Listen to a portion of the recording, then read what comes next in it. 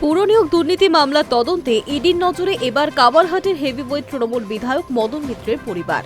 কেন্দ্রীয় তদন্তকারী সংস্থা সূত্রে খবর, মদন মিত্রের স্ত্রী এবং তার দুই পুত্রকে আগামী সপ্তাহে তলব করা হয়েছে। তদন্তকারীদের দাবি, এই নিয়োগ দুর্নীতির বেশ কিছু রহস্যময় আর্থিক লেনদেনের ক্ষেত্রে বিধায়কের স্ত্রী এবং পুত্রদের নাম জড়িয়ে যাওয়া তথ্য সামনে এসেছে।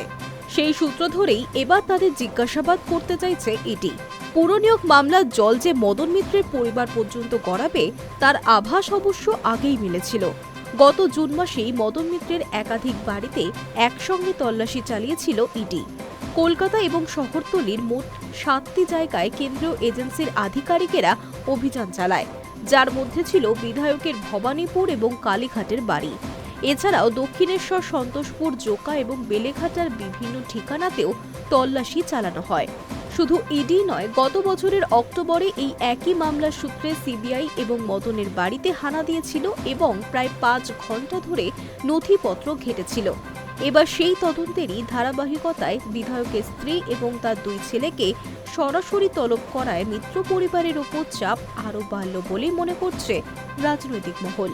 উল্লেখ্য, পুরনিয়োগ দুর্নীতি মামলায় কেন্দ্রীয় তদন্তকারী সংস্থাগুলি ইতিমধ্যেই বেশ কঠোর অবস্থান নিয়েছে।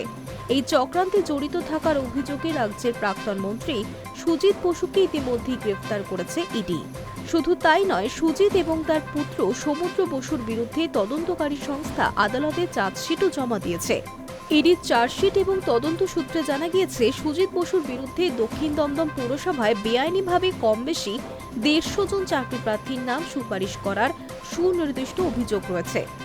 দুর্নীতির মাধ্যমে এবং চাকরি বিক্রি করে অর্জিত বিপুল পরিমাণ অর্থ অভিযুক্তদের নিজস্ব ব্যাংক অ্যাকাউন্টে স্থানান্তরিত করা হয়েছিল বলে মনে করছেন তদন্তকারীরা।